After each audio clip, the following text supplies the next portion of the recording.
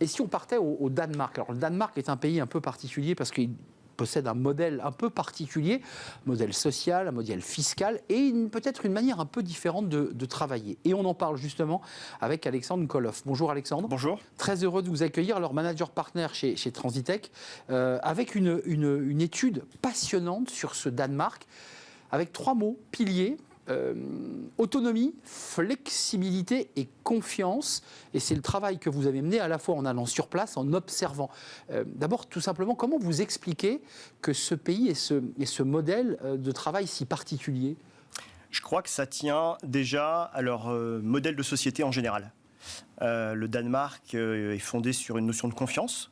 Confiance dans son voisin, confiance dans les institutions politiques, confiance dans le pays de façon générale.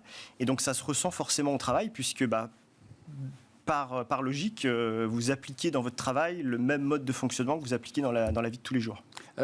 Ça veut dire quoi en termes... Parce que nous, en France, on parle beaucoup des managers intermédiaires, de la difficulté qu'ils ont à piloter leurs équipes.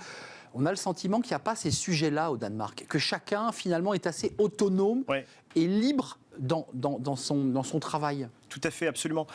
J'ai envie de dire que le manager au Danemark est un vrai leader. C'est un coach. C'est plus un coach qu'un manager. Il est là pour aider à développer. Réellement? Tout à fait, oui, absolument. Parce qu'on l'entend beaucoup en France, mais c'est pas réel. Après, c'est les paroles et les actes, effectivement. Mais ce que je veux dire, c'est que le manager danois, il est vraiment là pour coacher, pour aider le collaborateur à se développer. Il n'est pas là pour contrôler. Alors évidemment, il y a du contrôle. Je veux dire, c'est pas le monde des bisounours, c'est pas Walt Disney.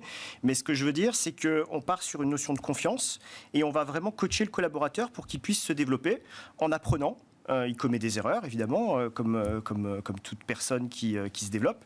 Et c'est par rapport à ces erreurs qu'il va pouvoir se développer.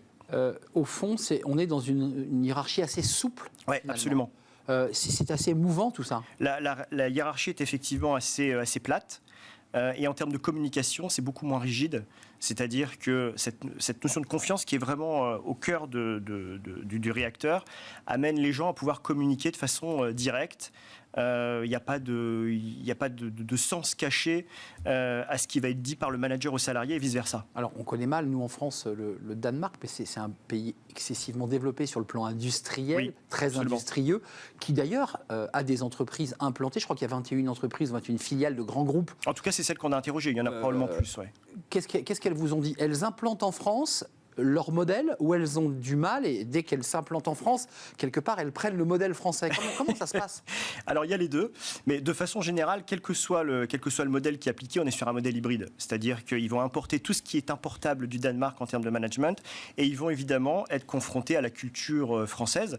Donc, ça ne sera pas un modèle 100% danois qui sera importé, mais une sorte de modèle hybride entre les grandes lignes de ce qui peut être fait au Danemark en l'appliquant aux spécificités françaises. Mais vous, Alexandre, évidemment, on l'a compris, vous vivez en France, et votre activité économique est française. Quel message vous portez quand vous rencontrez des dirigeants, quand vous les accompagnez dans vos activités de consultant? Qu'est-ce que vous importez du Danemark? Qu'est-ce qu'il est possible d'expliquer à un dirigeant français et, je dirais, d'applicable concrètement? Je pense que c'est vraiment cette notion d'autonomie, de responsabilisation, de flexibilité et de confiance, surtout avec les nouvelles générations. Parce qu'aujourd'hui, on est quand même on est au démarrage d'une nouvelle ère économique, d'un point de vue RH.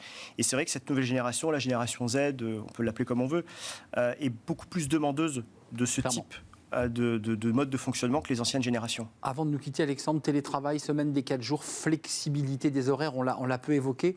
Comment ça se passe au Danemark? C'est très souple. Je peux venir tôt le matin, repartir tôt l'après-midi. En fait, ce qui va compter, c'est qu'est-ce que vous avez produit finalement. La façon dont vous l'avez fait, ça importe peu. Ce qui va vraiment importer, c'est le résultat. Et on va vraiment vous coacher, vous guider pour que vous puissiez atteindre ce résultat. Le fameux modèle nordique, et on cite souvent le Canada. Il y a beaucoup d'hommes politiques français d'ailleurs qui se rendent... Oui, tout à fait. Vous le savez, absolument, qui se rendent au Canada pour essayer de comprendre... Au Danemark, pour essayer de comprendre comment marche le modèle. C'est quoi?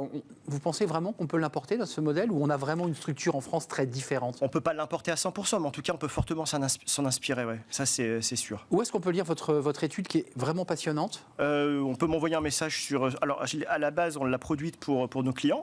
Donc, toute personne qui n'est pas cliente et qui ne l'a pas reçu automatiquement peut me contacter sur LinkedIn et je me ferai un plaisir de lui envoyer. Bon, LinkedIn, on a reçu la directrice générale France de LinkedIn. C'est le meilleur outil pour communiquer. Et puis Transitech, peut-être, en essayant de prendre contact avec vous, Alexandre Koloff, à l'origine de cette étude très riche, très passionnante sur la façon de travailler au Danemark. Merci de nous avoir rendu Merci à visite. vous. C'était un vrai plaisir de vous accueillir. Et bien justement, on va rester dans le futur du travail et la manière dont on peut imaginer le travail demain, le futur du travail. On en parle avec 2 experts, 2 spécialistes du sujet dans leur domaine respectif. C'est le débat, c'est le cercle RH et j'accueille mes invités.